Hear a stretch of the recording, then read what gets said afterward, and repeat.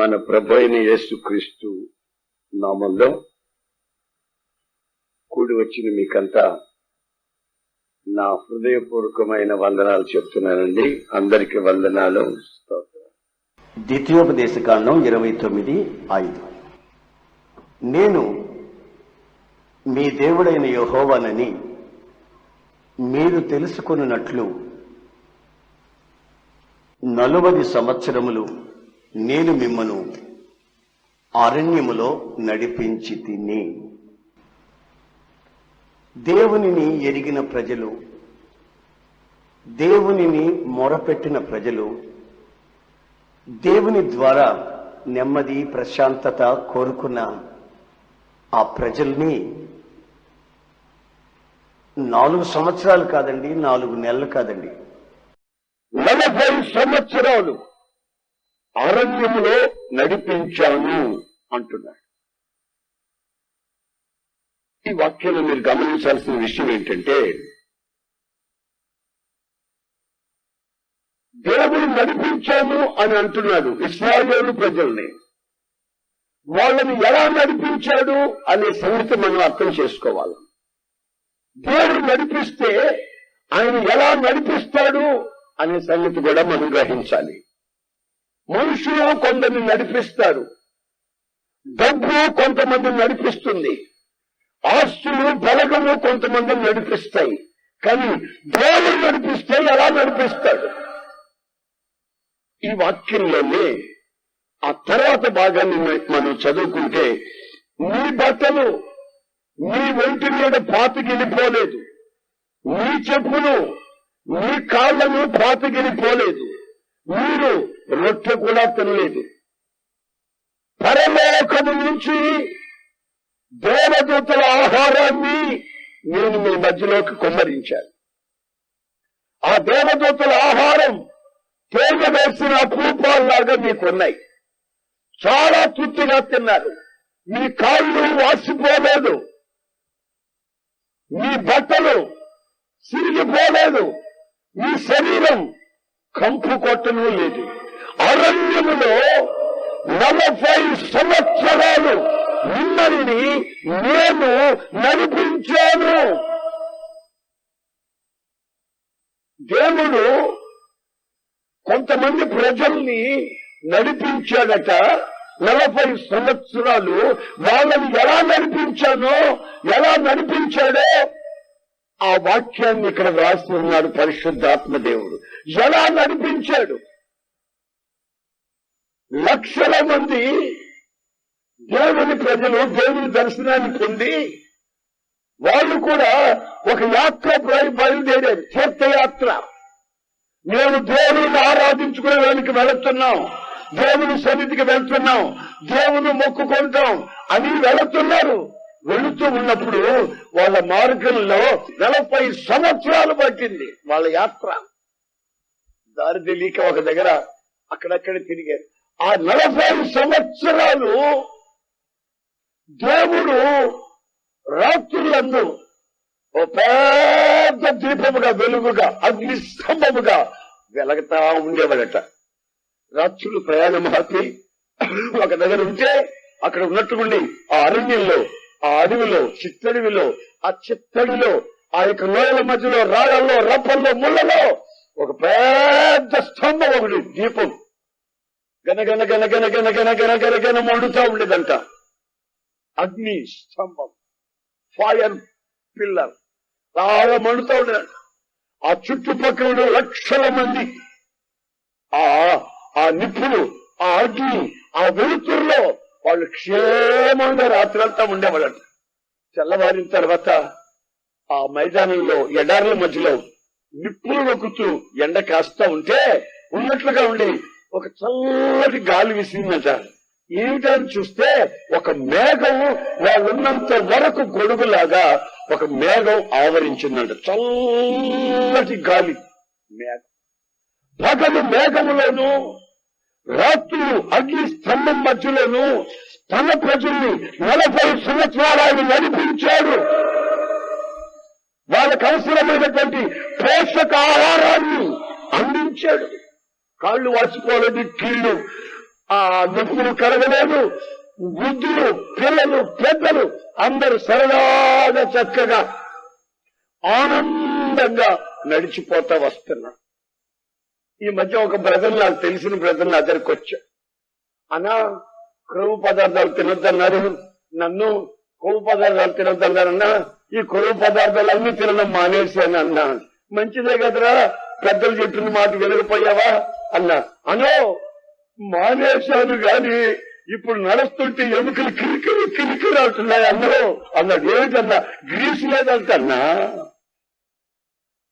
ఈ కీళ్ళల్లో ఉండాల్సిన గ్రీసులో ఈ కీళ్ళల్లో ఉండాల్సిన కొవ్వు పదార్థాలు ఏమి లేక కిరకిరాల్సిన ఎముకలు పెట్టబెట్టబడి నడుస్తుంటే ఏమన్నా సంగతి అంటే క్రమం మానేయమన్నారు. కొవ్వు పదార్థాలు అన్నీ మానేశారన్నా. ఇది నాకు ఈ గతి పట్టింది, నాకు ఈ గతి పట్టింది. అర్థమైందండి? ఒక్కొక్కరు ఒక్కొక్క వైద్యం చెబుతారు. ఈ వైద్యాలన్నీ పాటించుకొని పోతే నీకు గ్రీస్ అయిపోద్ది, నీ ఒంట్లో గ్రీస్ అయిపోద్ది, నువ్వు స్వచ్ఛపడిపోతావు. రకరకాలు. అయితే దేవుని దగ్గర నుంచి వస్తుంది ఆహారం. ఆమేన్. హల్లెలూయా, హల్లెలూయా, హల్లెలూయా. ఆయనకి ఎవరికో ఈ గొంతు మీద ఒక చిన్న పుండు వస్తే ఒక మామగారిని అడిగారంట వైద్యం. ఒక కుర్రాడు, అమ్మా ఇక్కడ కొంచెం పుండులాగా వచ్చింది, ఏం చేయమంటారు? జిల్లాడు పాలు కొట్టుకోరిందంట. ఆమె వైద్యం అది ముసలం వైద్యం. ఇక వాడు పోయి జిల్లాడు కూర్చొని జిల్లాడు పాలన్నీ తీసుకెళ్ళి పోస్తున్నాడంట. ఆ పుండులాగులు కానీ పోస్తుంట, అది లోపలికి బయటికి బెజ్జం పడిపోయి చచ్చిపోయాడు. అర్థమైందండి? ఆ వైద్యం ఈ వైద్యం ఈ వైద్యం ఆ వైద్యం అన్ని చేసి మొత్తానికి చివరికి 10 రోజులు బతికబడి 4 రోజుల్లోనే చంపేస్తాయి వైద్యులంతా. ఎందుకంటే రకరకాల వైద్యులు. చూడండి, 40 సంవత్సరాలు రోగం రానివ్వకుండా మన దేవుడు రోగం వచ్చిన తర్వాత బాగు చేసేవాడు మాత్రం కాదు, అసలు నీకు రోగం రానివ్వకుండా నీ రెక్కలతో కాపాడగలిగిన వాడు. హల్లెలూయా, హల్లెలూయా. ఆరోగ్యకరమైన రెక్కల నీడలో నీవు దాచితే నీకు ఆరోగ్యం వచ్చి నీ సుఖక్షేమంతో సురక్షితంగా ఆయన రెక్కల నీడలో నువ్వు నడుస్తావు. అనేక మంది అనుకుంటున్నాడు రోగాలు వచ్చిన తర్వాత ఆ ప్రభు దగ్గరికి వెళ్ళాలేమో, ఆయన బాగు చేసే దేవుడేమోనని. నాకు అమ్మాయిని తీసుకొని వచ్చారు సావు బతుకుల మధ్యలో. నేను మందిరంలో లేను, మా మందిరంలో పడుకోబెట్టున్నారు. నిన్న వచ్చేసరికి కొంచెం చీకటి పడింది. రాత్రి 10-11 గంటలకు వచ్చేసరికి పడుకొని మూలుగుతా ఉన్నాయి. వాళ్ళ కుటుంబస్తులు అదిగో 2-3 అక్కడ కూర్చొని ఉన్నారు. ఏంటమ్మా ఈమెకేమిటమ్మా అన్నా. అయ్యా జ్వరం వస్తుంది, ఈ మధ్య రక్తం పోతుంది, పరిస్థితులు బాగలేవు, డాక్టర్ల దగ్గర అందరూ తిప్పేశామయ్యా, ఇప్పటికి 20,000 ఖర్చు పెట్టేశాం, బిడ్డ జీవితం ఇలా వెళ్ళు బాబు అని కన్నీళ్లు పెట్టుకున్నారు వాళ్ళ బంధువులంతా. ఈమెకి ఎంత వయసు ఉంది, ఎంతమంది పిల్లలు, ఎంతమంది పిల్లలంతా పెళ్లిళ్ళు అయిపోయాయా లేవా అని అడుగుతున్నాను నేను. ఆమె నన్ను చూసి ఏడ్చి, అయ్యా దానికి పెళ్ళి సంవత్సరం కూడా కాలేదయ్యా, చిన్న వయసా, మరి అలా కనబడుతుందండి ముసలమ్మలాగాను. జబ్బు అయ్యా, జబ్బులాగా అలాగా అయిపోయింది బాబు. ఇదిగో రారా దీని మొగుడయ్యా, దీని మొగుడయ్యా, వీడు చిన్నపిల్లడయ్యా, ఇది చిన్నపిల్ల, పెళ్ళి ఇప్పటికీ 9 నెలలు 8 నెలలు అయిందయ్యా, సంవత్సరం కాలేదయ్యా అని ఏడ్చారు. నేను ఆ అమ్మాయి పరిస్థితిని చూసి నా గుండె పగిలిపోయింది. ఎందుకంటే 70 ఏళ్ల ముసలమ్మలాగా ఆ కళ్ళంతా నీళ్లు గారిపోయి, మొహం అంతా వాడిపోయి, శరీరం అంతా ఎముకల బొమ్మలాగా అయిపోయి, పరిస్థితి మరీ దారుణం అయిపోయి సావు బతుకుల మధ్యలో ఉంది. కన్నీటితో ప్రార్థన చేసి, ప్రభువా బిడ్డను బ్రతికించు, వీళ్ళందరినీ ఇప్పుడు కానీ బ్రతికించామంటే వీళ్ళందరినీ నమ్ముకుంటాను ప్రభువా, అయ్యా ప్రభువా తండ్రి అని ప్రార్థన చేస్తామన్నా. వెళ్ళిపోయా. నేను 3వ రోజు వచ్చేసరికి 3 ఇడ్లీలు తినింది. 3 ఇడ్లీ నోట్లో ఏం పెట్టినా వామిటింగ్ అయిపోయేది, కక్కుకునేది, వాంతి చేసుకునేది. అట్లాంటిది 3 ఇడ్లీల మీద పడింది. తర్వాత 1/2 గ్లాస్ పాలు తాగుతుంది, లేచి తన పనులు తను చూసుకుని అటు ఇటు బాత్రూమ్కి వెళ్ళి రావడం చేయడం చేస్తా ఉంది. ప్రభా ఈ బిడ్డను బతికించావు, నీకు స్తోత్రం ఆయన అనుకున్నా. ఒక 4 రోజుల తర్వాత అయ్యా ఇంటికి వెళ్ళొచ్చు అని వెళ్తే వెళ్ళొచ్చు అని చెప్పని వెళ్ళిపోయారు. నేను ఒక రోజు వాళ్ళ ఇంటికి పోతే ఆ చిన్న గుడిసెలో ఒక కర్ర ఉంది, ఆ మధ్యలో ఉండే నిట్టాడు అనేది ఆ నిట్టాడు ఉన్నది. ఆ నిట్టాడు దగ్గర పటం పెట్టుకుని పెబువా పెబువా పెబువా పెబువా అని ప్రార్థన చేసుకుంటుంది ఈ బిడ్డ. బైబిల్ తెరిచిపెట్టి, చదువు లేదు ఏమి లేదు, బైబిల్ తెరిచిపెట్టి ప్రార్థన చేసుకుంటా ఉంది. ఫోన్లో అని చెప్పి ప్రార్థన చేసుకుని వచ్చాం. ఒక 2 నెలలు 3 నెలలకి మామూలుగా మనిషి మామూలు స్థితిలో తన వయసుకు తగినట్టుగా చక్కగా ఒంటికి రక్తం బట్టి మామూలుగా వచ్చింది. ఆ 3 నెలలు ఆదివారం రిక్షా కట్టించుకొని ఓపిక చేసుకుని మూలుగుతా నడవలేక నడుస్తా మందిరంలోకి వచ్చి పడుకొని ప్రార్థన విని ప్రార్థన చేయించుకొని చక్కగా వెళ్తా వస్తుంది. 3 నెలల తర్వాత ఈ ఒంటికి రక్తం పట్టింది కదండి, రావడం మానేసింది. ఒంటికి రక్తం పట్టింది కదండి, రావడం మానేసింది. ఒక 1 నెల రోజులు నాకు కంటికి కనబడలా. అరే పలానా అమ్మాయికి దేవుడు ఎంతో మేలు చేశాడు, సావు బ్రతుకుల మధ్యలో ఉన్న బిడ్డని బాగు చేశాడు, ఇప్పుడు మళ్ళా కనిపించడం లేదేంటి అని అనుకున్నాను. నేను ఒక రోజు అక్కడికి వెళ్ళి బస్సు దిగుతా ఉంటే బస్సు దిగేది ఆ సెంటర్ లో కనబడింది. సెంటర్ లో కనబడి, అమ్మా అమ్మాయి నువ్వు ప్రార్థన రావట్లేదండి ఈ మధ్య అన్నా. నేనా అండి, నాకు ఆరోగ్యం వచ్చేసింది కదండి, జబ్బు బాగా అయిపోయింది కదండి, ఇంకా ప్రార్థనకి ఎందుకండి అని నన్ను అడిగింది. నాకు బిత్తరిపోయి నాకు కంగారైపోయి ఇదేమిటి ఇట్లా అడుగుతుంది ఈ అమ్మాయికి ఎవరు చెప్పలేదు ఏం లేదా, ఆరోగ్యం బాగా వచ్చేసింది కదండి ఇంకా ప్రార్థనకి ఎందుకని అడిగింది నన్ను. ఓహో జబ్బులు ఉండేవాళ్లే రావాలేమో ప్రార్థనకి, ఆరోగ్యం బాగైన తర్వాత రాకూడదేమో అని నేను అనుకుని, ఇదేంటమ్మా అలాగంటే జీవితకాలం అంతా నువ్వు ప్రార్థనకు రావాలి, కృతజ్ఞతగా ఉండాలి, దేవుని సన్నిధికి రావాలి, మీ కుటుంబాలంతా మార్చుకోవాలి, అది ఇది అంటే ఆ సెంటర్ లో తల బాగా ఊపింది. అలాగేనయ్యా ఉంది. అయినా రాలా. ఒక 6 నెలలు అయిన తర్వాత, 6 నెలలు అయిపోయిన తర్వాత ఒక వార్త విన్నా. ఏమిటంటే ఆ వార్త, తన భర్త తనని పొలం తీసుకొని ఇక్కడ కొట్టాడు, పొలం తీసుకొని ఇక్కడ కొట్టాడు. ఇక్కడ కొట్టామంటే ఈ కాలు ఇరిగిపోయింది, కాలు ఇరిగిపోయి మళ్ళీ ఇక్కడ కొట్టాక ఈ కాలు ఇక్కడ ఇరిగిపోయింది. ఇక లారీ కింద పడ్డ కుక్కలు ఉంటాయి చూసారా, లారీ కింద పడ్డ కుక్కలు వెళ్ళిపోతుంటాయి చూడండి, లారీ కింద పడ్డ కుక్కలు, ఆ కుక్కలాగా ఆ ఇంట్లోకి అరుగు మీదకి ఇంట్లోకి అట్లా తిరగడం ప్రారంభించింది. ఏమిటి సంగతి అంటే భర్త కనబడ్డాడు ఒక రోజున. ఏమిట్రా ఇలా చేసావంటే అమ్మాయిని ఇలా కొట్టావంటే ఏమిటంటే, అనో కళ్ళతో చూస్తే కొట్టకేం చేస్తావనా, నేను ఏం చూసావని నేను అడగలా, వాడు నాకు చెప్పలా. కళ్ళతో చూస్తే కొట్టకేం చేస్తాను సహించలేకపోయానన్నా. ఒరే నువ్వు చూసావనుకో వదిలేకపోయావా, దాని కర్మ అంతా వదిలేకపోయావా, నన్ను వదలలేనన్నా. దాన్ని అంత ప్రేమించానన్నా. అంత భయంకరమైన చెప్పులో 20,000 ఖర్చు పెట్టానన్నా, కూలి చేసుకుని బతికవాడిని. ఆ దేవుడు పుణ్యమా అంట దేవుని మందిరంలోకి వస్తే బాగుపడిందన్నా. బాగుపడింది కదా, దేవుని మందిరానికి ఆ మనిషిని బలవంతంగా నువ్వన్నా తీసుకురాకపోయావా, నువ్వు కూడా రాకపోయావా, మీరందరూ మారకపోయారంటే అదేనన్నా నీ తప్పు అన్నా, నా కర్మ అన్నా ఇదని ఏడుస్తున్నాయి. ఈ రోజు కూడా అదే స్థితిలో అమ్మాయి బ్రతికే ఉంది, తిరుగుతూ ఉంది. ఒక్కసారి ఆలోచించండి. రోగాలు వచ్చిన తరువాత కాదు ఆయన దగ్గరికి రావాల్సింది, రోగాలలో ఉన్నవాళ్ళు మాత్రం కాదు రావాల్సింది ఆయన దగ్గరికి.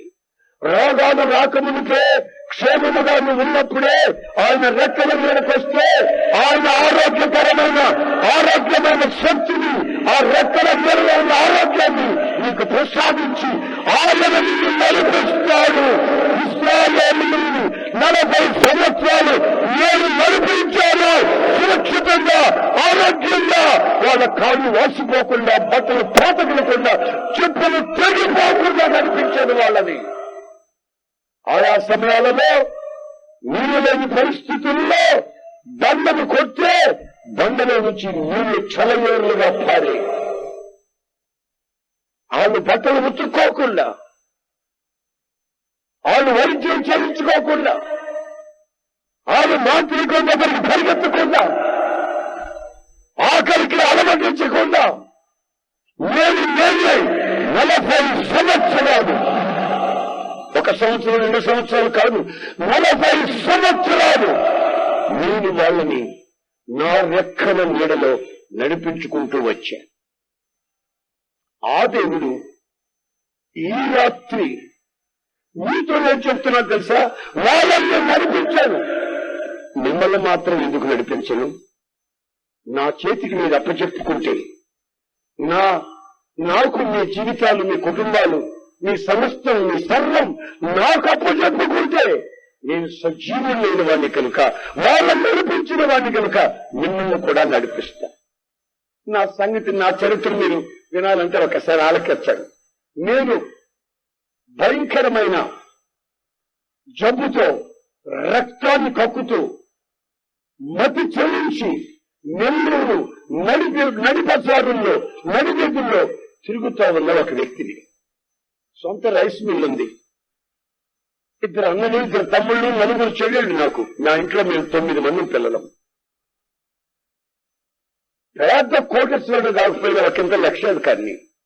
మొలగలు రైస్ పండే పొలాలు ఉన్నాయి, రైస్ మిల్ ఉంది, వ్యాపారాలు ఉన్నాయి. అన్ని ఉన్నా నా పరిస్థితి 10 సంవత్సరాల వయసప్పుడే నాకు మతి చెల్లించి, జబ్బు చేసి, అపవిత్రమైన ఆత్మలను పట్టి పీడించి నా జీవితాన్ని శాపంగా మార్చేసాయి. నేను రక్తం కక్కుతూ నడిబజార్లో తిరుగుతా ఉన్నా. 6వ క్లాసు 2 సార్లు ఫెయిల్ అయ్యా. మరలా స్కూల్లో అడుగు పెట్టలేదు, మరలా చదువుకోను లేదు. ఇంతవరకు కూడా మరలా స్కూల్లో అడుగు పెట్టి చదువుకోను లేదు. ఎందుకు రక్తం కక్కుతున్నానంటారా? మా పోతురాజు అంటే మా తాత మేకపోతుల రక్తాన్ని తాగేవాడు.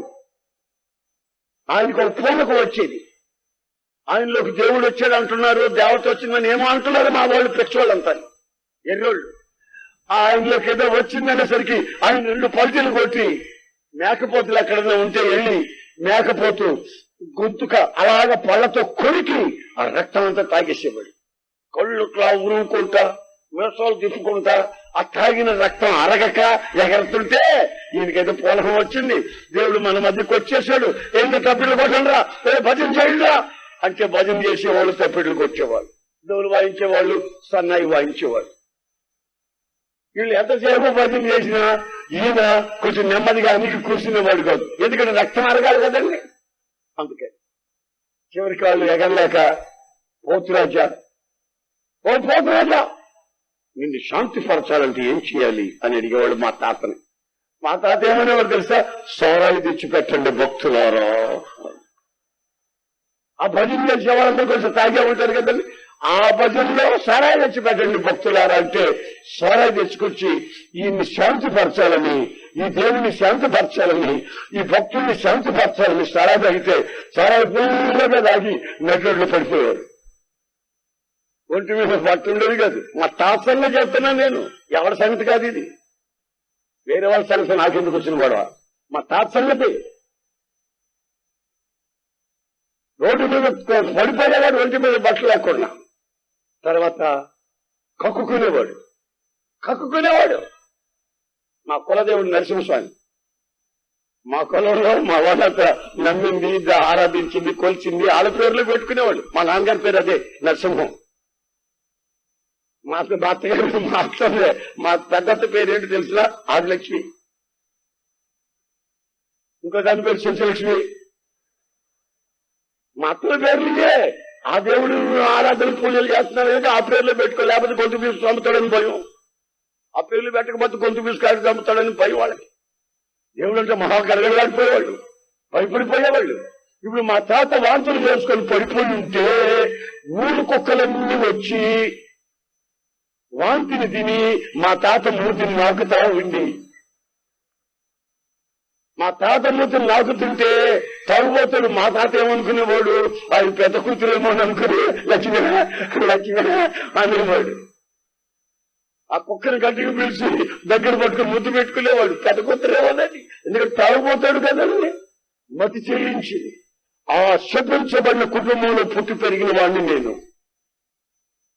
తరతరాల విగ్రహారాధన శాపంలో పుట్టి పెరిగిన వాడిని నేను. నా 10 సంవత్సరాల వయసు వచ్చేసరికి మా తాత తాగిన ఆ మేకపోతుల రక్తాన్ని నన్ను పట్టిన ధైర్యం నాలో నుంచి కక్కిస్తా ఉండేది.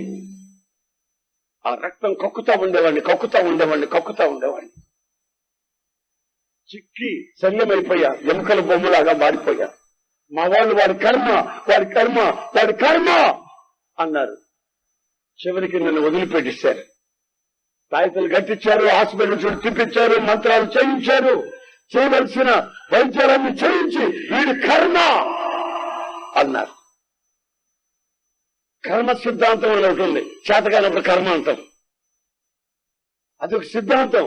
మనకి చేత కాకపోతే కర్మ అనేటువంటి అంతకు మించి ఏం లేదు. ఇక ఆ కర్మలో నుంచి, ఆ శాపములో నుంచి విడిపించగలిగినటువంటి శక్తి గలవాడు ఉన్నాడని, అతని పేరు యేసు క్రీస్తుని, అతనిలో ఉన్న శక్తి, ఆధ్యాత్మికమైన శక్తిని మా వాళ్ళు ఎరిగిన వాళ్ళు కాదు.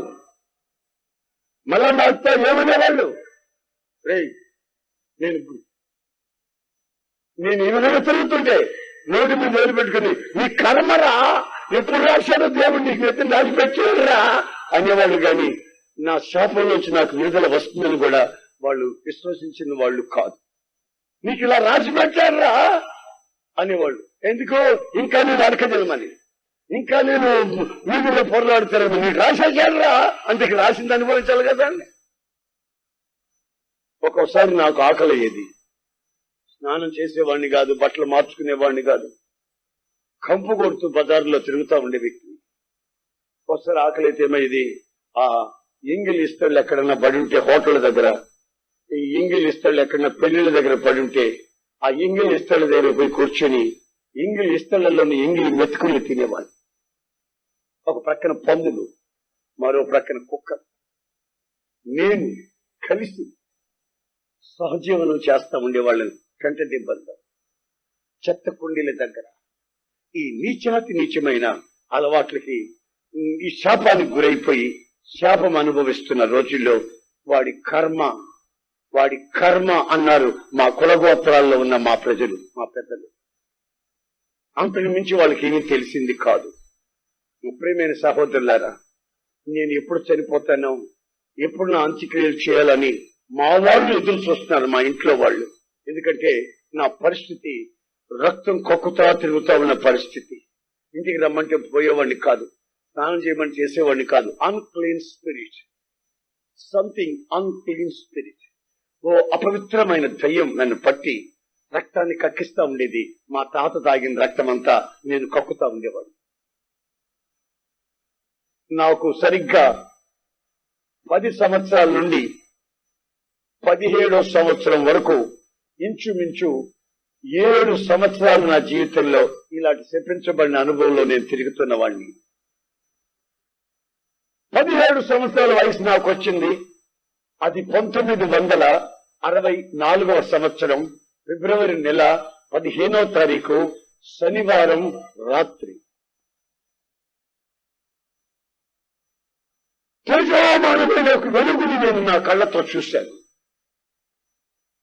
ఆ చీకట్లో రాత్రి సమయంలో ఆ వెలుగులో ఒక వ్యక్తి రూపాన్ని నేను చూశాను నా కళ్ళతో. వెంటనే నా శరీరంలో ఏదో షాక్ అనిపించినట్టుగా అనిపించి గిర్రమని తిరిగి నేను మతి స్థిమితం లేని వాడిని మతి స్థిమితమైన స్థితిలోకి ఒక క్షణంలో మారిపోయాను. దేవునికి స్తోత్రం. హల్లెలూయా. ఇవి కట్టు కథలు కావు, పుట్టిన పురాణాలు కావు, కల్పించిన కథలు కావు. నా వ్యక్తిగత జీవితంలో నేను అనుభవించిన నగ్న సత్యం. గత 36 సంవత్సరాల క్రితం వెలుగైన తేజోమయమైనటువంటి జ్యోతిర్మయమైన ఆ దేవుడు, ఆ వెలుగై నా కళ్ళకి ప్రత్యక్షమయ్యాడు. నేను ఆయన కళ్ళతో చూశాను. ఆ చూసిన దేవుడు ఆ కనిపించిన దేవుడు నా జీవితాన్ని విప్లవాత్మకంగా క్షణంలో మార్చాడు. వైద్యం లేదు, ఇంజక్షన్ లేవు, సూర్యాలు లేవు, ఏ విధమైనటువంటి యోగాలు చేయలేదు. ఒక్క క్షణంలో ఆ వెలుగు నా జీవితాన్ని ఒక్కసారి మార్చి, ఆ తర్వాత మా వాళ్ళకి చెప్పాను. ఆ తర్వాత స్నేహితులు ఆశ్చర్యపడ్డారు. ఆ తర్వాత ఏం మతంరా, యేసు ప్రభు అంటున్నావు, మతంలో దిగాను అంటున్నావు, ఏమిట్రా ఇదంతాను, ఇదంతా మంచిది కాదు నాయనా.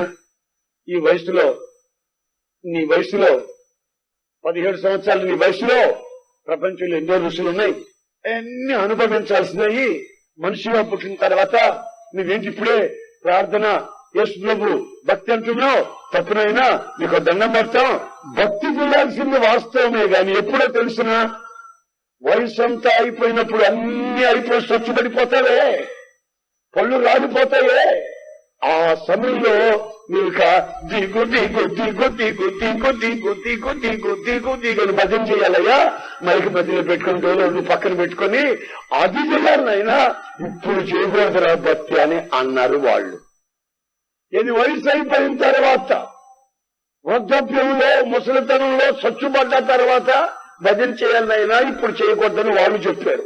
అయితే బైబిల్లో చదివితే ఏమని రాసిందంటే, నీ బాల్యమందు నీ సృష్టికర్తని స్మరణకు తెచ్చుకోమని. హల్లెలూయా, హల్లెలూయా, హల్లెలూయా. నీ యవ్వన ప్రాయులోనే, నీ యవ్వన రక్షణలోనే ఆయన కాదు వేరు వేరు అని వ్రాయబడి ఉన్నది బైబిల్లో.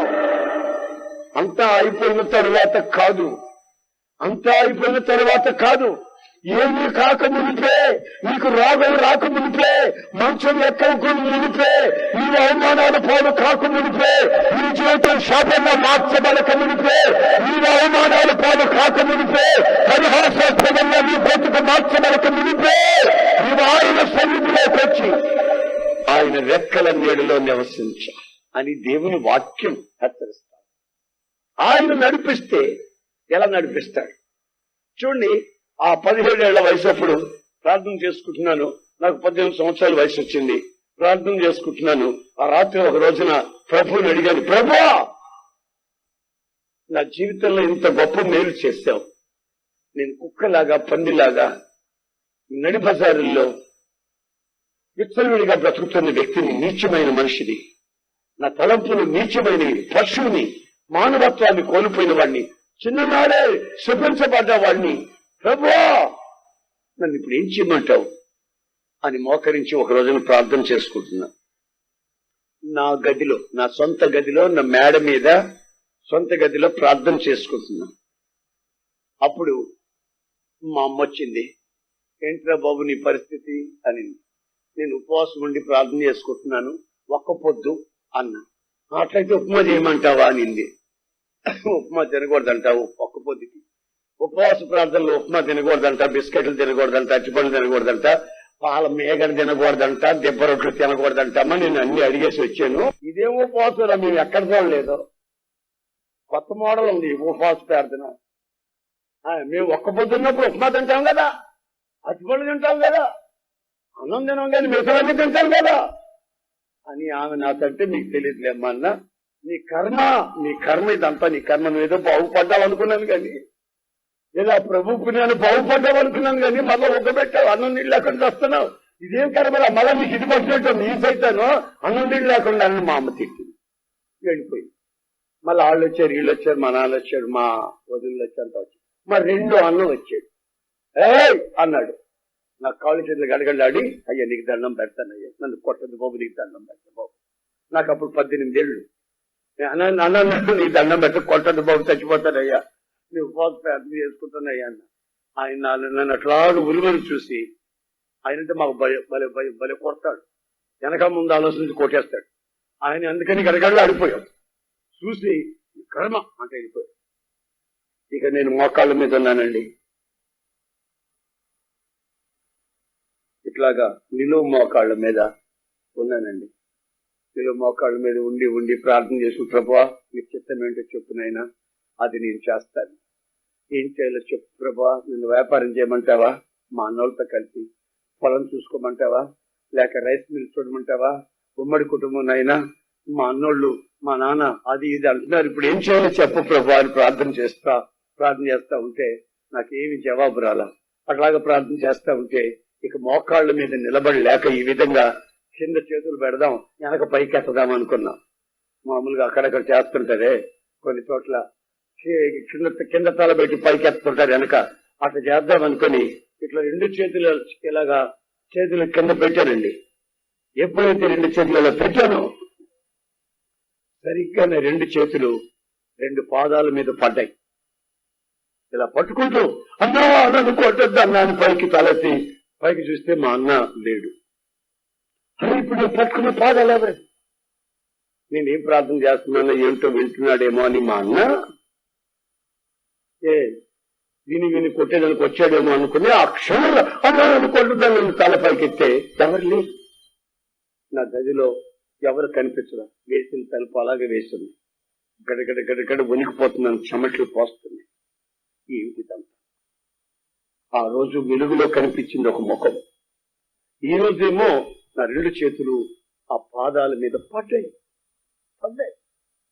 నా రక్తంలో ఉన్న అణువులు, రక్తంలో ఉన్న పరమాణువులు, తెలకణాలు, ఎర్రకణాలు, ప్రతి కణం, ప్రతి అణువు ఇదిగో ఆ రోజు ఆ స్పర్శ, ఆ పాదాలను ముట్టుకున్న ఆ స్పర్శని చెప్పకపోతే నన్ను నేను మీకు ఇలా చెప్పి నమ్మించాల్సిన అక్కడ నాకు లేదు.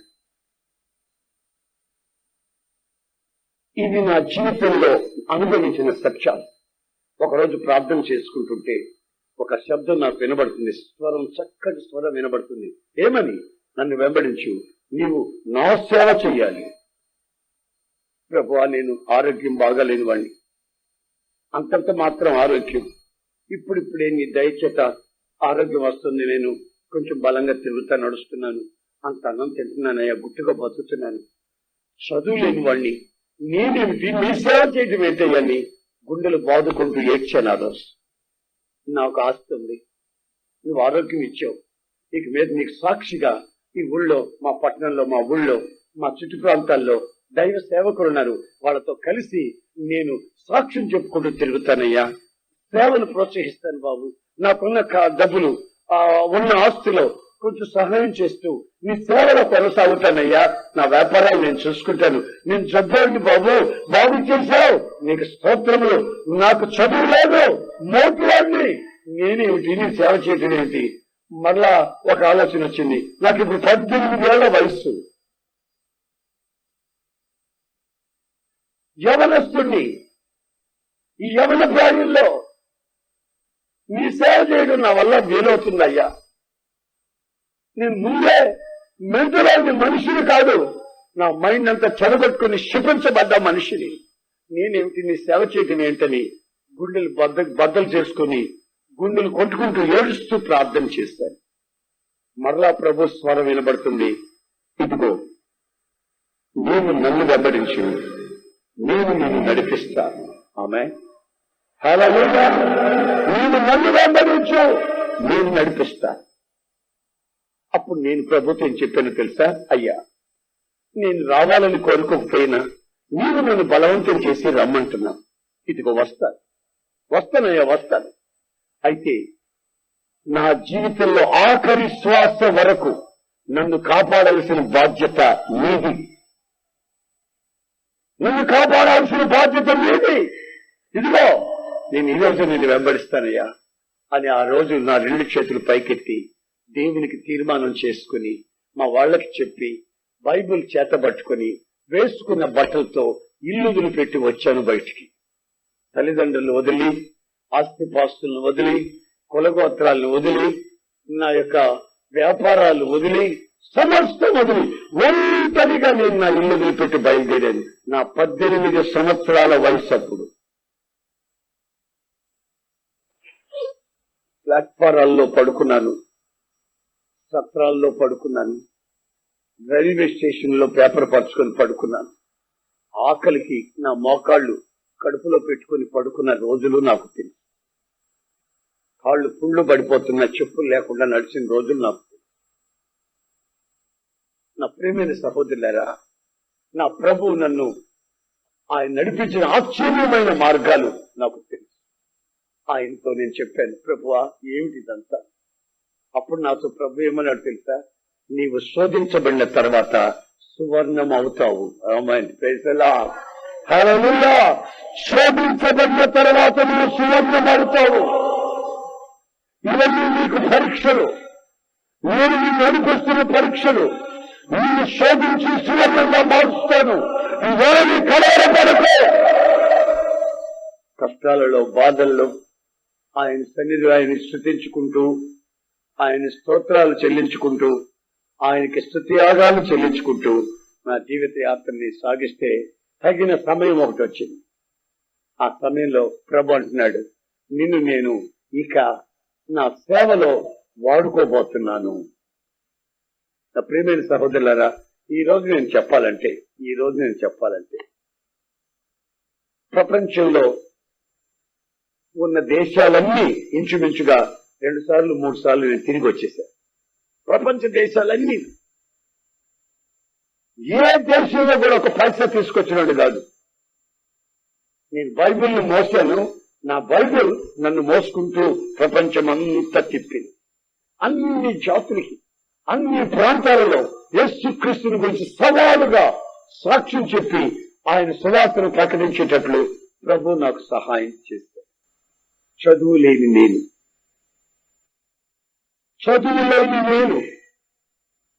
ఒక్కొక్క దగ్గరికి వెళితే ఒక్కొక్క రకమైనటువంటి ఆచారాలు. నేను ఆ మధ్య జపాన్ లో ఉంటున్నప్పుడు వాళ్ళు పచ్చి చేపలు తింటున్నాను. పచ్చి చేపలు ముంజులున్నట్టున్నాయి. నేను ముంజులేమో అనుకున్నా. శుభ్రంగా కడిగి మొక్కలు చేసి చేపలు పెట్టుకున్నారు, నాకు పెట్టారు. ముంజులేమో అనుకుంటే అది ముంజులు కావు, అవి పచ్చి చేపలు. కచకని కొరికి ఎమ తింటున్నారు వాళ్ళు. నాకే వాసన వచ్చి ఏంటండి బాబున్నా, ఇదండి రా ఫిష్, పచ్చి చేపలా? అవును, తినడా బాగుంది, బ్రహ్మాండం ఉంటుంది. బాబు నాకు కాదు, మీకు దండం పెడతారంటే కత్తినంగా శుభ్రంగా తింటే ఎంత బాగున్నాయండి. దేవునికి స్తోత్రం. హల్లెలూయా, హల్లెలూయా.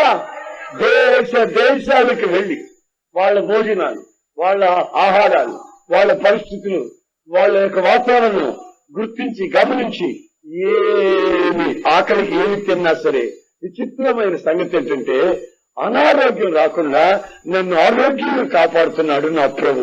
ఇది ఎలా సాధ్యమైందంటే ఆయన రెక్కల నీడలో నన్ను నడిపిస్తూ ఉన్నాడు. ఈ రోజు నా ప్రేమైన సహోదరులారా, ఇంచుమించు 200 సంఘాలు హోసన్నా మినిస్ట్రీస్ సంఘాలు ఆయా ప్రాంతాల్లో ప్రారంభమై వేవేల కొలది ప్రజలు ఆ మందిరాల్లోకి వచ్చి దేవుని స్తుతించి ఆరాధించి ఆయన గణపరుచుకుంటూ ఆయన సన్నిధిలో నిలబడి ప్రార్థన చేస్తుంటే నేను నిలబడుకున్నట్లాగా కన్నీళ్లు పెట్టుకుంటాను. కారణం ఏంటో తెలుసా? వారిలో ఒంటరి అయినా వాడు 10 వందలగును. వారిలో ఒంటరి అయినా వాడు 10 వందలగును. వాడు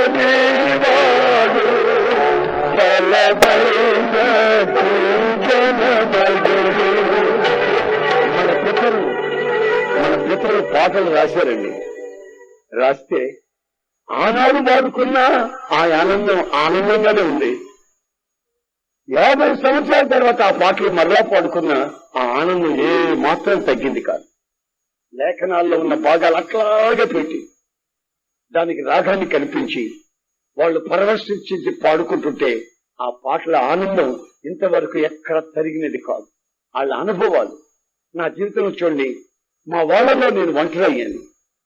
ఇప్పుడు 10,000 కాదు కదా, 3 లక్షల మందిగా మార్చబడ్డాం. మన గుడారంలో పండుగ పెట్టినప్పుడు నా ఎదుట 3 లక్షల మంది ఉన్నారు వాక్యం వింటూ. ఎక్కడి నుంచి వచ్చారు వీళ్ళంతానంటే ఆంధ్రప్రదేశ్, తమిళనాడు, కర్ణాటక, నార్త్ ఇండియా, అన్ని ప్రదేశాల నుంచి ప్రజలు వచ్చి దేవుని వాక్యం వింటుంటే అదే కాలంలో దేవుడి ప్రవచనం.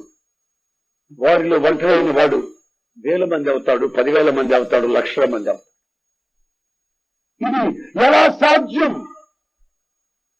ప్రియమైన సహోదరులారా, దేవుడు అంటాడు, నా ప్రజల్ని 40 సంవత్సరాలు వాళ్ళ కాళ్ళు వాసిపోకుండా, వాళ్ళ బట్టలు పాతికిపోకుండా, వాళ్ళ జీవితాలు కంపు కొట్టకుండా నేనే పరలోకపు ఆహారం చేత వాళ్ళని నడిపించాను.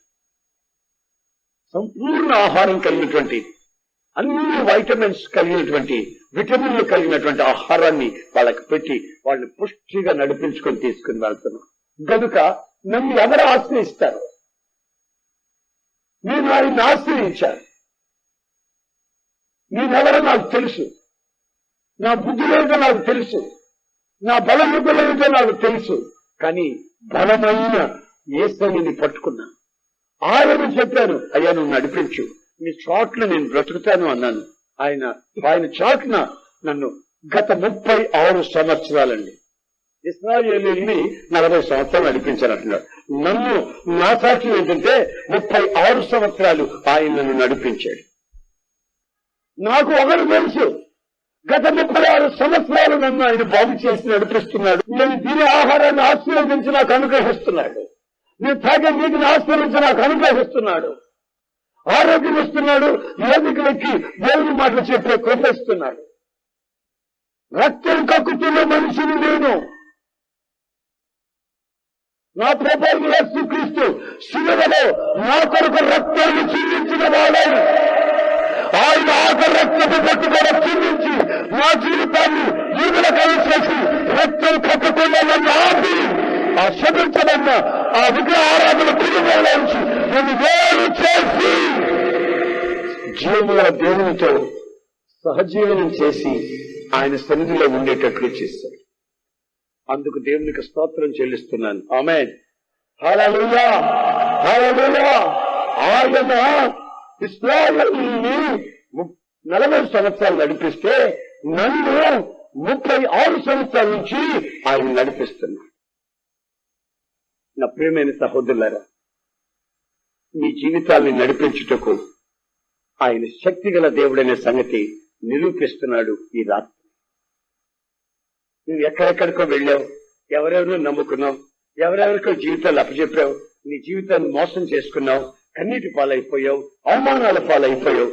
కానీ నమ్మకమైన దేవుడు, నమ్మగలని దేవుడు యేసుని దగ్గరికి వెళ్ళి ఆయనకి నువ్వు అప్పచెప్పుకున్నట్లయితే ఆయన నిన్ను ఎలా నడిపిస్తాడు తెలిసినా ఆదరణ కలిగిన పరిస్థితిలో నడిపిస్తాడు. ఆమె ఆరోగ్యకరమైన రెక్కలను నడిపిస్తాడు. హల్లెలూయా, హల్లెలూయా, హల్లెలూయా. ఓసారి ఇశ్రాయేలీయుల ప్రజలందరి మీద ఆయనకు కొంచెం విసుగు కలిగి, మరి ఆయన్నే విసుగు కలిగించే అంత పనులు చేశారు వాళ్ళు. ఆయనకు విసుగు కలిగి, మోషే ఇదిగో ఈ ప్రజలతో నేను రాను, వీళ్ళు చంపేస్తాను అని అన్నాడు. అప్పుడు మోషే ఏమన్నాడు తెలుసా? అయ్యా, నిన్ను గూర్చి ఐగుప్తీయులు, ఈ చుట్టూ ప్రాంతాల్లో ఉన్నటువంటి దేశాల వాళ్ళంతా నిన్ను గురించి విన్నారు. ఏమని? సర్వశక్తి గలవాడు అని. నీవు నడిపించిన వ్యక్తిని మధ్యలో విడిచిపెట్టేవాడు కాదని, నీవు ఆది అంతము అని, ప్రారంభము ముగింపు నీవేనని, నీవు నీ ప్రజలతో నడుస్తావని ఈ ప్రాంతపు దేశాల వాళ్ళందరూ విన్నారు. మరి ముఖ్యంగా ఐగుప్తీయులు విన్నారు. నీ అద్భుతాలు మహత్కార్యాలు చూసి, కళ్ళతో చూసి వాళ్ళు విన్నారు. అసలు ఇంతటి గనుడివి నీవు, నీ కీర్తి ఎంత, నీ ఘనత ఎంత, అవన్నీ మర్చిపోయి చంపేస్తానంటావే. ఒకవేళ చంపేవే అనుకో, నీ కీర్తి ఏమైపోద్ది? నీకు అవమానం కలగదు. నీ ఘనత ఏమైపోద్ది? నీకు అవమానం కలగదు అని మోషే దేవునితో అంటున్నాడు. అప్పుడు దేవుడు, మోషే నువ్వు చెప్పేది నిజమే, నిజమే కదా, అందుకే నీకు నేనేం చేస్తానంటే, నా కీర్తిని బట్టి, నాకున్న ఘనతను బట్టి నేను ఇప్పుడు ఏం చేస్తానో తెలుసా? నా ప్రజల్ని నేను నడిపిస్తాను. ఆమె ఆమేన్, ఆమేన్.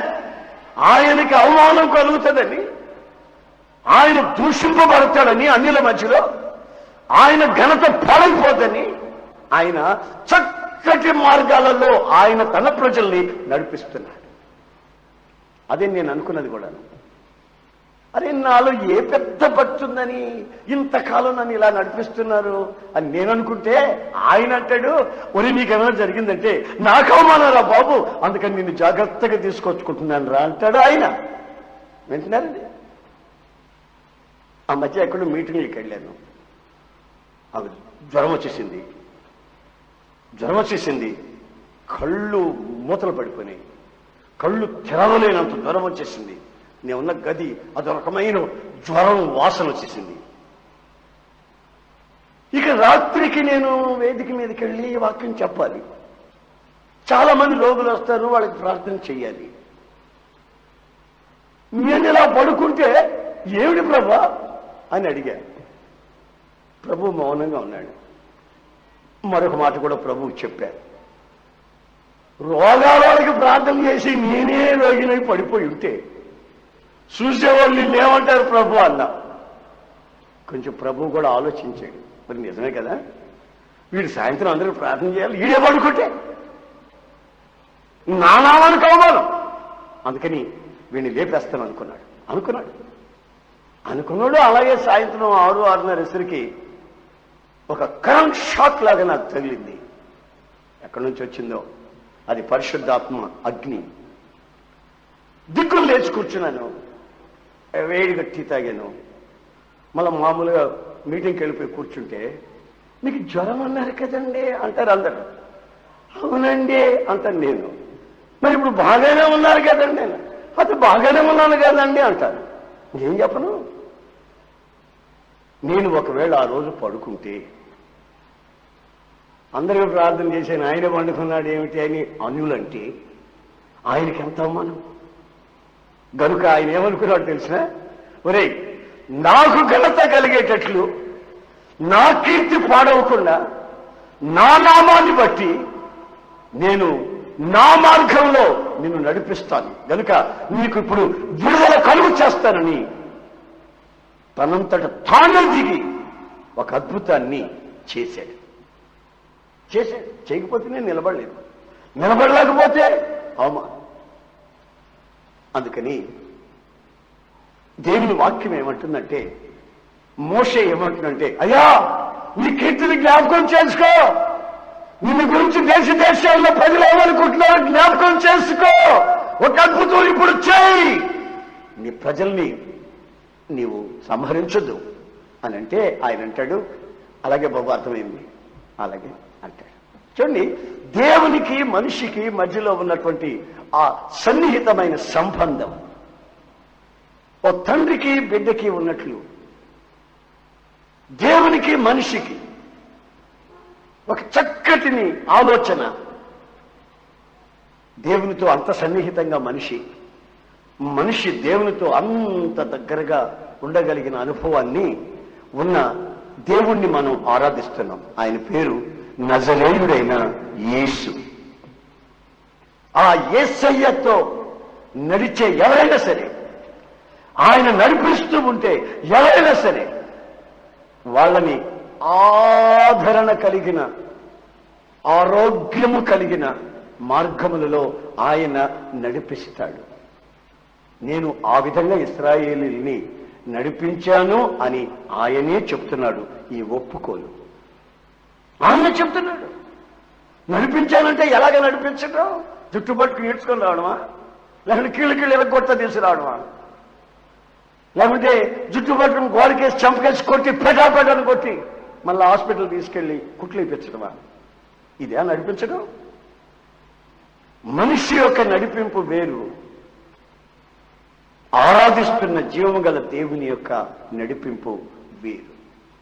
నీవు ఆ విధంగా నడిపించబడ్డావో, లేక కన్నీళ్ల మధ్యలోనే నడుస్తున్నావో, పలు విధములైన దరిద్రత అనుభవిస్తున్నావో, లేకపోతే రోగాల చేతనే పీడిపబడుతున్నావో, అది గుర్తిస్తే అయితే నువ్వు ఏ మార్గంలో ఉన్నావు అనే సంగతి నీవే గమనించగలుగుతావు. ఆయన మార్గంలో ఆరోగ్యం, తృప్తి, ఆదరణ, విశ్రాంతి నెమ్మది, ప్రశాంతత ఆయన మార్గంలో ఉందన్న సంగతి వాస్తవం. 23వ కీర్తనల్లో దావీదు కూడా ఒక సాక్ష్యం చెప్తున్నాడు. బాగా వినండి. 23వ కీర్తన 3వ వాక్యమా? 3వ వాక్యం చదువు.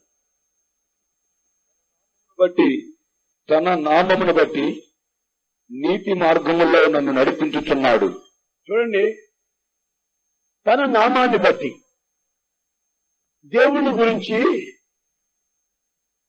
దేవుని సన్నిధిలో దేవునితో ఉన్న ఒక వ్యక్తి తన సాక్ష్యం ఏం చెప్తున్నాడు ఆలకించండి. తన నామమును బట్టి, అతను నీతి గలవాడు కనుక ఆ నీతి కలిగిన నామాన్ని బట్టి ఆయన నన్ను నీతి గల మార్గములలో నడిపించుచూ ఉన్నాడు. మొదట నేను చదివిన వాక్య భాగాలు ఏమని రాస్తుందంటే, వాళ్ళని నేను అరణ్యములో 40 సంవత్సరాలు నడిపించాను అంటున్నాడు దేవుడు. నడిపించాను అంటున్నాడు పాస్ట్ టెన్స్. ఇప్పుడు చదువుతున్న వాక్యం ఏంటో తెలిసిన ప్రజెంట్ కంటిన్యూషన్. నన్ను ఆయన నడిపిస్తా ఉన్నాడు. ఈ భక్తుడు చెప్తున్నాడు, ఎలా నడిపిస్తున్నాడయ్యా నిన్ను? అప్పుడెప్పుడో ఇశ్రాయేలును నడిపించాడంతా, ఇప్పుడు నిన్ను ఎలా నడిపిస్తున్నాడయ్యా అని అడిగితే ఇతను ఏమంటున్నాడు తెలుసా? నీతి గల మార్గాలలో నడిపిస్తున్నాడు. ఎందుకని? ఆయన నీతి గలవాడు కనుక. ఆమె సభల వదలి గట్టిగానో హల్లెలూయా. ఆయన నీతి గలవాడు కనుక నీతి గల మార్గాలలో నన్ను నడిపించుతున్నాడు. ఏంటే ఆయన నీతి గలవాడా? ఓహో, ఆయన నీతి గలవాడు కనుక నువ్వు నీతి గల మార్గం నడిపిస్తున్నాడా? బాగానే వాళ్ళ. ఆయన అపవిత్రులైతే మనల్ని కూడా అపవిత్రమైన మార్గంలోనే నడిపిస్తాడు. ఎందుకంటే తాగుబోతు మార్గంలో నడిపిస్తాడా? పేకాడి దగ్గర తీసుకెళ్తాడా? ఇంకా కొబ్బరితో తిరిగేవాడు అక్కడ తీసుకెళ్తాడా? ఈయన పరిశుద్ధుడు కనుక, నీతిమంతుడు కనుక, నిజాయితీపరుడు కనుక నీతి గల మార్గాలలో తనను నమ్ముకున్న వాళ్ళని నడిపించుచూ ఉన్నాడు అని దావీదు తన జీవితంలో సాక్ష్యాన్ని చెప్తున్నాడు. ఇప్పుడు మీరు నమ్ముకున్న దేవుడు మిమ్మల్ని ఏ మార్గంలో నడిపించుచున్నాడో మీరు గుర్తించారా? నన్ను చాలా మంది పలకరిస్తుంటారు అభిమానులు. యేసు ప్రభుని నమ్ముకోరు, చర్చికి రారు, గాని నేను వెళ్ళిన చోట చాలా మంది అభిమానులు ఉంటారు. అభిమానులు వాళ్ళు విశ్వాసులు కాదు, అభిమానులు. అభిమానులు పరలోకానికి వెళ్ళరు, విశ్వాసులే పరలోకానికి వెళ్ళేది. నేనంటే మహాప్రేమగా పలకరిస్తాను, కానీ ప్రార్థనకు రారు, యేసు ప్రభుని నమ్ముకోరు, నేనంటే అభిమానంగా ఉంటాయి. ఏమంటే అసలు గారు రెండే ఎండలో పోతున్నానంటేనే కొంచెం కూల్ డ్రింక్స్ తాగిపోండి, లేకపోతే కొంచెం మజ్జిగ తాగిపోండి బాబు అంటారు. యేసు ప్రభుని నమ్ముకున్న వాళ్ళు కాదు, ప్రార్థన చేసేవాళ్ళు కాదు, అభిమానంగా ఉంటారు. ఒక సహోదరి ఒక రోజును పిలిచింది. ఏంటమ్మా అన్న, మా ఆయన గారు విశాఖపట్నం ట్రాన్స్ఫర్ అయ్యారు, నీకు తెలుసా అని. తెలుసమ్మా, విన్నాను అన్నా వెళ్ళాను కానీ 2 నెలల నుంచి ఒక్క పైసా పంపలేదన్నా. నేను ఒకసారి వస్తానంటే నేను రావద్దనుకున్నాడు. పిల్లలు అల్లాడిపోతున్నారు, ఫైనాన్షియల్ గా చాలా ఇబ్బంది పడిపోతున్నాం మేము. మరి ఈ మధ్య ఒక మాట అన్నాను. ఏమిన్నావమ్మా అంటే, ఆయనకు ఒక శ్రద్ధ అలవాటు ఉందన్నా, ఎక్కడ పోతే అక్కడ చిన్నలు పెడతాడన్నా. అట్లాంటి బుద్ధున్నాడికి మరి నేను ఈ మధ్య విన్నాను అన్నమాట, మీరు అటు వెళ్ళినప్పుడు కొంచెం హెచ్చరించండి, నేను బెదరని అని నాకు చెప్పింది. నేను ఆ మధ్య విశాఖపట్నం పోయినప్పుడు మీటింగ్లో నుంచి నా గదిలో నుంచి ఫోన్ చేశాను. ఫోన్ నెంబర్ ఇస్తే ఫోన్ నెంబర్ ఇస్తే ఫోన్ లో పలకరించాడు, నన్ను బాగా పలకరించాడు. అన్న ఆఫీస్కి వెళ్ళి పొద్దున్న నేను నిధులకు వస్తాను, అదన్నా ఇదన్నా, అయ్యో బాబు మీరు రావడం ఏంటి, అయ్యో చాలా సంతోషంగా మాట్లాడి ఆఫీస్కి రమ్మన్నాడు. వెళ్ళా. ఆ మధ్యలో ఆఫీస్కి రమ్మన్నాడు, ఇలా ఖాళీగా ఉన్నాను కనుక వెళ్ళా. పలకరిద్దాం, కొంచెం బుద్ధి చేద్దాం, ఆ అమ్మాయి చెప్పింది కదా అని. ఇక్కడికి వెళితే నన్ను బాగా పలకరించాడు, బాగా మాట్లాడుతున్నాడు, కాఫీ తెప్పించాడు, తాగాము, అంత బాగానే ఉంది. తర్వాత తమ్ముడా డబ్బులు పంపించావు లేదా ఇంటికి అన్నా. ఎక్కడ పంపిస్తామన్నా, కొంచెం ఇబ్బందిగా ఉందన్నా, అదన్నా ఇది కొత్తగా వచ్చాను కదన్నా, రూమ్ తీసుకున్నాను, అదన్నా ఇదన్నాను. మరి రూమ్ పోతామన్నా, వదిలానన్నా అన్నాడు. ఏమో పోదామంటే వద్దులేనా ఆ ఆఫీస్కి వచ్చారు కదా అట్లా మరి ప్రార్థన చేయమని అదంతా ఏం తెలియదు పోతున్న వాళ్ళకి. నేనంటే మళ్ళీ అభిమానంగా ఉంటారు. మీరు చాలా ఇష్టం నేనంటే. సరే ఆ తర్వాత మాటల మధ్యలో అందుకని దీని గురించి ఒక మాట విన్నాను అన్నా. మీ చెల్లెలు చెప్పిందా అన్నాడు. ఏది ఆ అమ్మాయి మా చెల్లి అంట, ఈ అబ్బాయి మా తమ్ముడు అంట. మీ చెల్లి చెప్పిందా? చెప్పింది. ఏంటి పద్ధతి బాగాలేదు, పిల్లగలవాడు ఇద్దరు పిల్లలు బంగారు పిల్లలు, ఈ పరిస్థితి అంతా బాగాలేదు, మంచిది కదా నైనా తప్పిది. నీకు ఎక్కడ పోతే అక్కడ ఇట్లాంటి బుద్ధుడు తెలిసింది నాకు. చెప్పిందా అని నవ్వుతున్నాడు సిగ్గులేనాడు. చెప్పిందా అని సిగ్గులేనాడు నవ్వుతున్నాడు. తర్వాత నేను తప్పునైనా చేయబోక నీ భార్య పిల్లల్ని చూసుకో, కుటుంబ పవిత్రతను కాపాడుకో బాబు అని అంటే అతను ఒక మాట అన్నాడు. నాకు ఆ మాట నా జీవితంలో ఎప్పుడు మర్చిపోలేదు. అన్నా నేను మీరన్నట్టు యేసు ప్రభువుని నమ్ముకున్న వాడిని అయితే పవిత్రంగా ఉండాలన్నా. నేను కాదన్నా. అసలు నా పేరు ఏంటో తెలుసన్నా అన్నాడు. నీ పేరు కృష్ణ అన్నా. తెలిసి కూడా ఎందుకన్నా నన్ను జాగ్రత్తగా ఉండమంటావు? ఏమన్నా నా పేరు తగినట్టు ఉండద్దన్నా. నేను ఏ ఊరు పోతే ఆ ఊళ్ళో సంసారం పెట్టద్దన్నా. సిగ్గు లేకుండా మాట్లాడుతున్నాడు. నేను ఆరాధించేది ఎవరినో ఆ బుద్ధులు నాకు వచ్చాయన్నా. ఆ పేరు మా అమ్మ పెట్టింది కదన్నా నాకు. మరి ఆ బుద్ధులు రావన్నా? దండం పెడుతుంటే ఆ బుద్ధులు వస్తున్నాయి కదన్నా. అతను నాకు చెప్పిన మాట నా జీవితంలో మర్చిపోలేదు. నిజమైన మాట చెప్పాడు, యథార్థమైన మాట చెప్పాడు. అతను చెప్పిన మాటలో 100% సత్యం.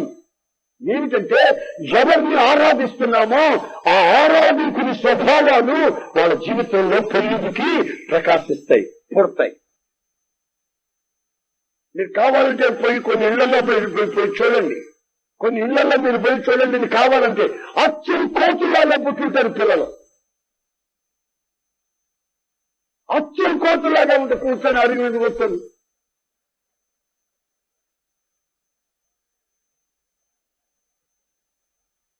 అంటుంటారు అడుగు మీద కూర్చొని కోతులు.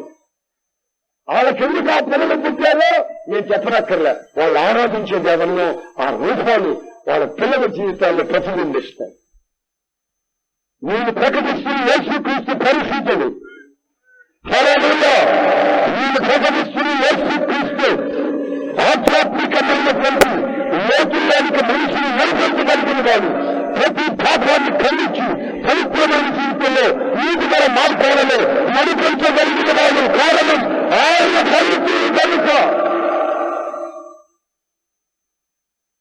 ఒకవేళ నాకు కనబడినప్పుడు, ప్రభు దర్శనం కనబడినప్పుడు, దేవుని దర్శనం నాకు కనబడినప్పుడు, మా కులదేవుడు మోహం గాని కనబడి ఉంటే నేను ముందే ఇంట్లో ఆ సింహం మోహం గాని కనబడి దారి కాకేసి నడిరోడ్లో పరిగెత్తారు. రాత్రి అంతా తిరిగేవాడిని అరుస్తా. ఎందుకంటే సింహం కనబడింది, సింహం వచ్చేస్తానని. మా కులదేవుడు ఆ రూపం నాకు కనిపించలేదు. నాకు కనిపించిన రూపం ఎలాగుందో తెలుసా? సర్వాంగ సుందరుడు. ఆమేన్. ఆయన ముఖ వర్చస్సు, ఆయన కళ్ళు, ఆయన పని వరుస, ఆయన నోరు పెదవులు, ఆయన నాకు కనిపించిన ఆ రూపాన్ని నేను ఎలా వర్ణించాలి? ఆయన సర్వాంగ సుందరుడు, 10,000లో అతి కాంక్షని. ఆయన మాట, ఆయన స్వరూప్యం, సౌందర్య స్వరూప్యం, ఆయన ప్రవర్తన, నడక, ఆహా ఎంత చెప్పుకున్న తనివి తీరినటువంటి ఆనందం. ఆ పరిశుద్ధుడైన దేవుడు. అదే దావీదు అంటాడు, నన్ను ఆయన నామాన్ని బట్టి, పరిశుద్ధతను బట్టి, ఆయన నీతి గలవాడు కనుక నన్ను నీతి గల మార్గాలలో నడిపించుచున్నాను. కామక్రోధ మదమచ్చర్యాలు లేనివాడు. నేను ప్రకటిస్తున్న యేసుక్రీస్తు పరిశుద్ధుడు, ఆజన్మ బ్రహ్మచారి. ఆయన పరలోకపు సమస్త ఐశ్వర్యాలు తన ప్రజల కొరకే అనుగ్రహించి వాళ్ళని చల్లటి మొదలు నడిపించి వెలుగులో వాళ్ళ జీవితాన్ని కాపాడి వాళ్ళకి నీటిని అనుగ్రహించి పరలోకపు ధాన్యం చేత తృప్తిపరిచి వాళ్ళ బట్టలు పాతగిలిపోకుండా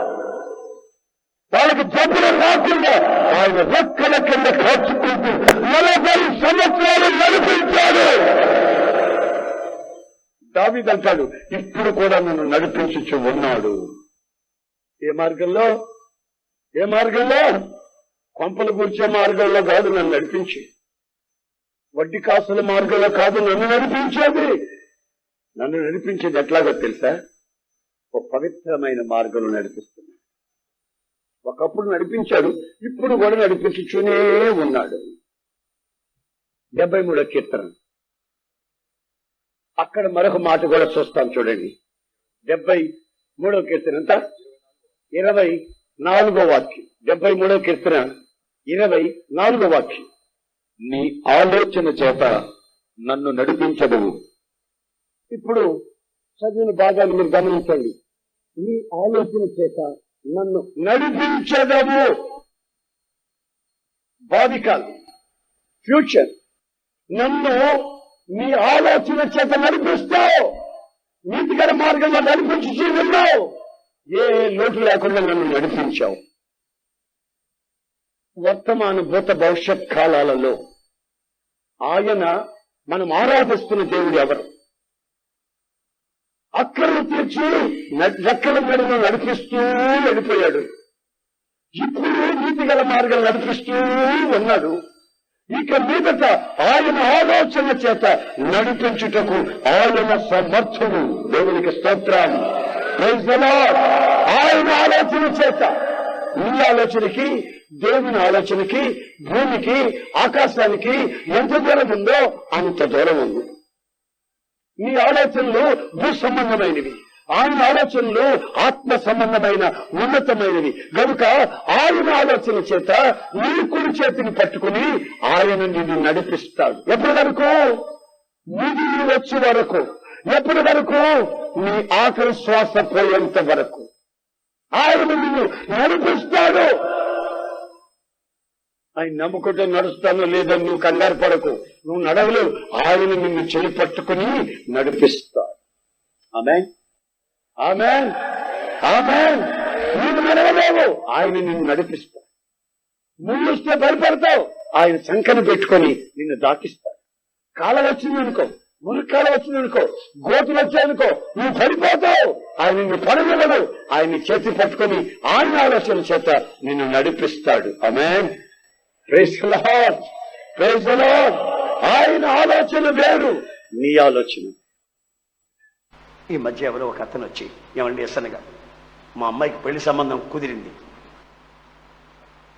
కుదిరింది, అయితే గట్టిగా ప్రార్థన చేయండి. విశాఖపట్నం నుంచి ఒక సంబంధం వచ్చింది, మెడ్రాస్ నుంచి ఇంకో సంబంధం వచ్చింది, విశాఖపట్నం నుంచి ఇంకో సంబంధం వచ్చింది. మీరు ప్రార్థన చేయండి ఎస్సన్న గారు. ఏమని ప్రార్థన చేయమంటావు అంటే, విశాఖపట్నం సంబంధమే కుదిరేటట్టు ప్రార్థన చేయండి. ఆయన నాకు చెప్పిన ఆలోచన, నేను కూడా దేవుడికి అలాగే ఆలోచన చెప్పమంటాడు. దేవుడికి నన్ను చెప్పమంటాడు ఆలోచన. అయ్యా మెడ్రాస్ సంబంధం క్యాన్సిల్ చేయి, సికింద్రాబాద్ క్యాన్సిల్ చేయి, విశాఖపట్నమే కుదిరేటట్టు అంటే చెయ్యయ్యా అని నేను చెప్పాలి దేవుడికి. ఆయన నాకు చెప్తున్నాడు ఆలోచన. నేనన్నాను, ఈ 3 సంబంధాలను అలా పెట్టి, ప్రభువా నీ చిత్తము, నీ ఆలోచన, నీ నడిపింపు ఏమిటో నాకు చెప్పు నాయన, అదే మేము సెటిల్ చేస్తాం అని ప్రార్థన చేస్తారంటే అట్లా కుదరదంట. అదే ఏదది ఎందుకో తెలుసా? ఆళ్ల కులస్తుడంట. ఆ అబ్బాయి కొంచెం తాగుతాడంట, ప్యాకెట్ ఉందంట, కానీ ఆళ్ల కులస్తుడంట. అదే సెటిల్ అయ్యేటట్టు ప్రార్థన. ఇప్పుడు మనిషి దేవునికి ఆలోచన చెప్పడం ప్రారంభించాడు. ఆయన అంటాడు, నా మార్గాలలో నా ఆలోచన చేతనే నా బిడ్డలను నిన్ను నడిపిస్తాను. నువ్వు ఇష్టపడితే నా మార్గాన్ని, అది జీవం గల మార్గం, ఆరోగ్యకరమైన మార్గం, అక్కరలు తీర్చే మార్గం, నా యొక్క రెక్కల మీద నడిపించే మార్గం. అది నీవు అంగీకరిస్తే నేను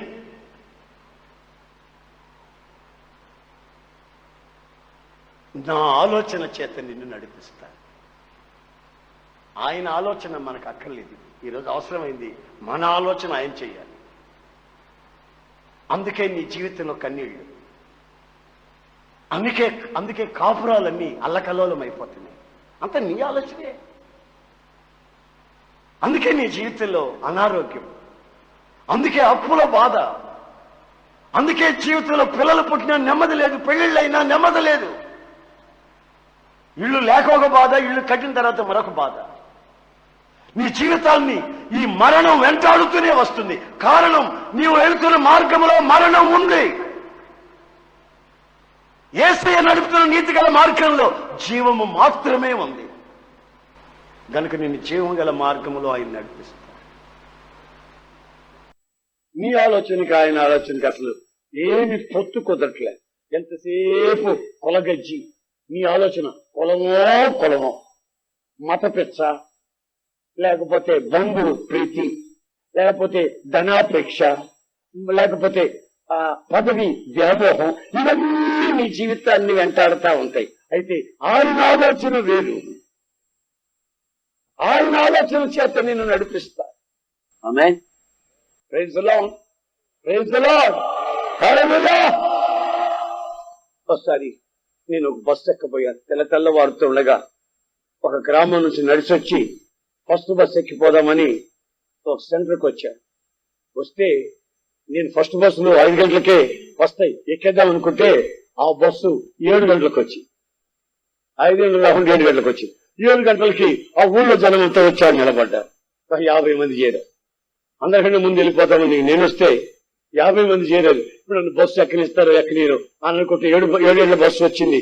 అందరూ ఒక్కసారి నన్ను ఒక తోపు దోసేసి ఆ బస్సులోకి అందరూ ఎక్కిపోతున్నారు.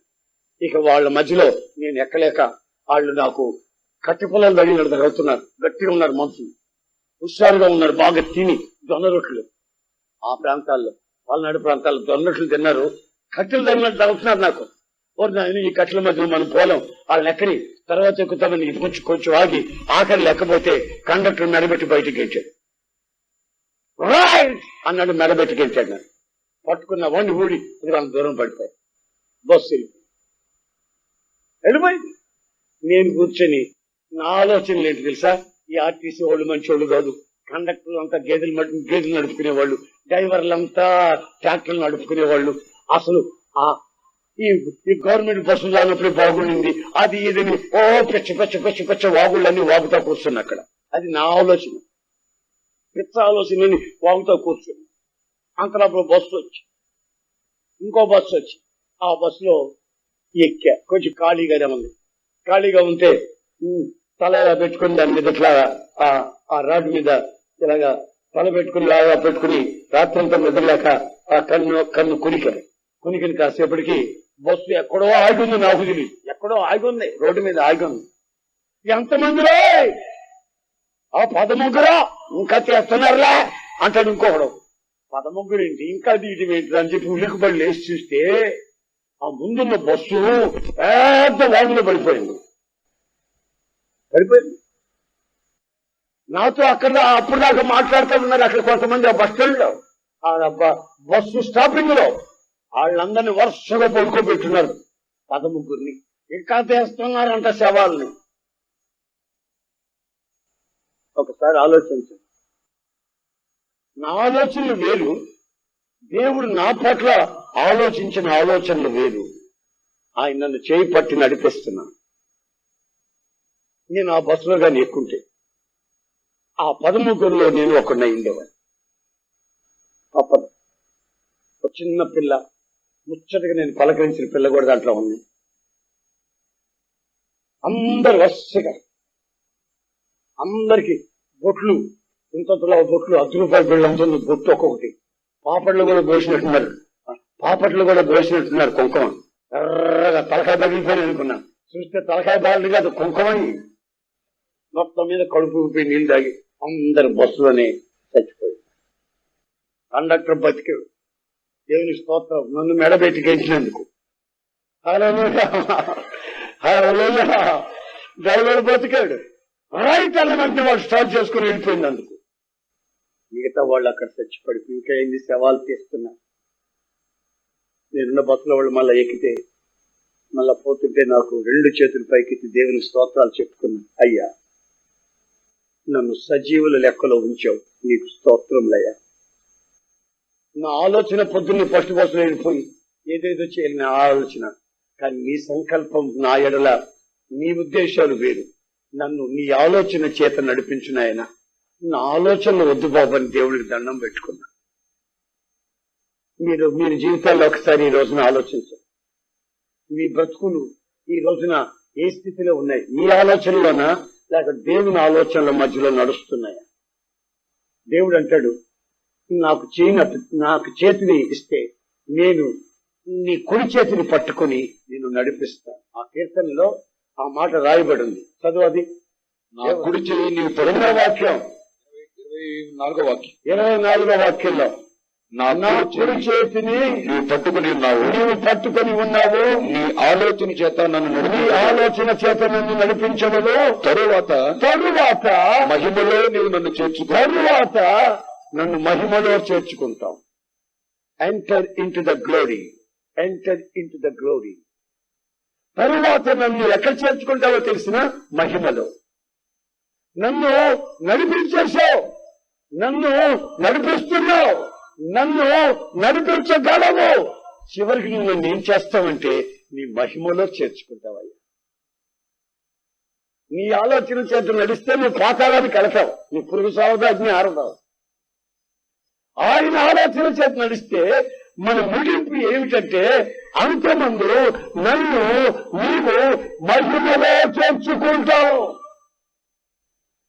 దాన్ని అంటారు మోక్షం అని, దాన్ని అంటారు అమరత్వం అని, దానిని అంటారు పరలోకం అని.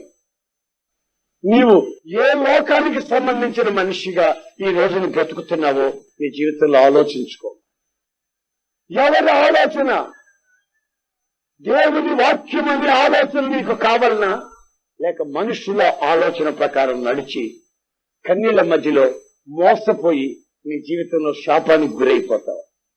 నీ ఆత్మ విలువైంది కనుక ఆయన నీతో ఈ రోజున ఏమంటున్నాడు తెలిసిన? నీవు నా ఆలోచన ప్రకారం నడవాలంటే నీ కుడి చేతిని నాకు అప్పచెప్పు, నిన్ను ఎత్తుకొని నడిపిస్తాను. ఆఖరి క్షణం వరకు నా ఆలోచనలోనే ఉంచుతాను. అంతమందు నిన్ను మహిమలో చేర్చుకుంటా. నా ఆలోచన ప్రకారం నీవు నడవాలనుకుంటే ఇదిగో చరిత్రలు చెప్తున్నాయి. నీతి గల మార్గం, పవిత్రమైన మార్గం. నా ఆలోచన ప్రకారం నువ్వు నడిస్తే నా రెక్కల నీడలో నీ అక్కర్లన్నీ తీర్చి నిన్ను ప్రయాసం లేకుండా, కన్నీళ్లు లేకుండా ఆదరణ కలిగిన జీవితాన్ని నడిపించి తీరుతా. దయచేసి అందరు లేచి నిలబడండి, లేచి నిలబడండి.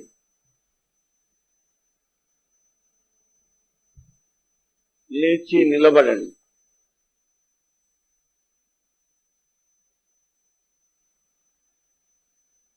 నిలబడిన మీరు తలలు వంచండి, కళ్ళు మూయండి.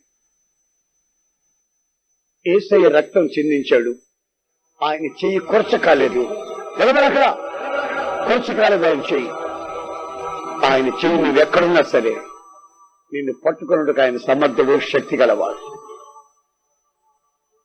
ఏదో యేసన్న నన్ను ముట్టాలి, ఆయనలో ఏదో ఉందని మీరు కంగారు పడి భ్రమపడకండి, పొరపాటు పడుతున్నారు.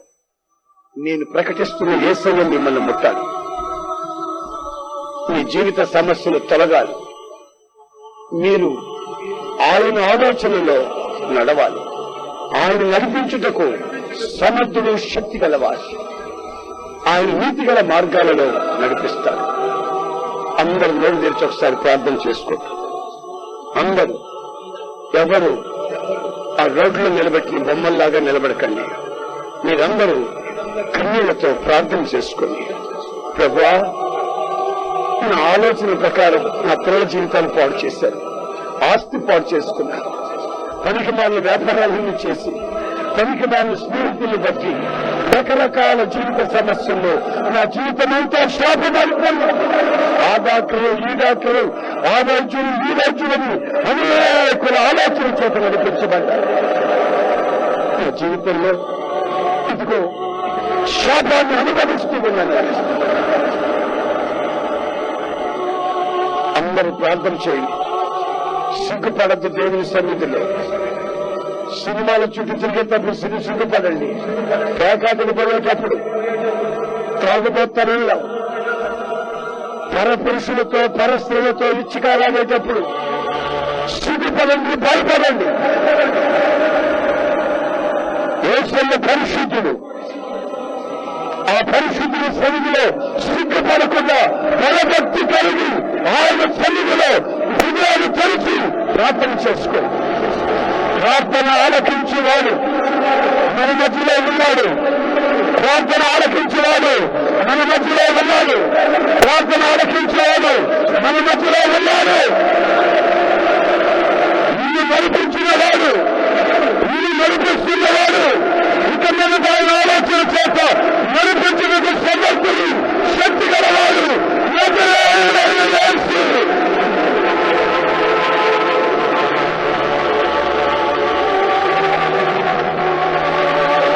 Oh God, oh Jesus, hallelujah, hallelujah, hallelujah,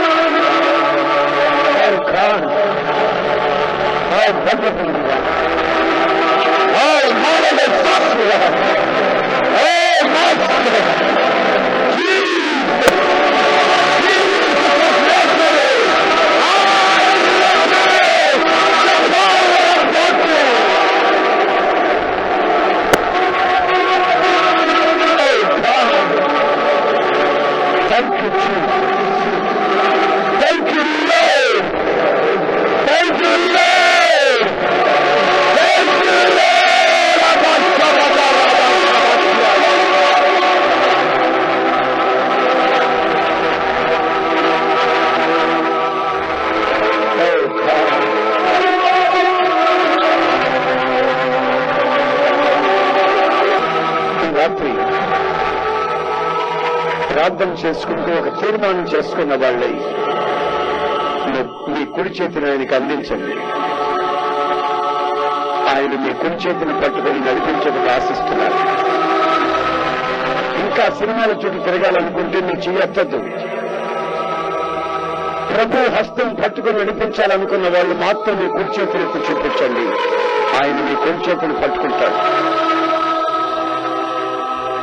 సాతాను కట్లలో ఉన్న వాళ్ళు విడిపించబడాలనుకుంటే మీ కుడి చేతికి చూపించండి. ఇదిగో మీ కొరకు మేము ప్రార్థన చేయబోతున్నాం.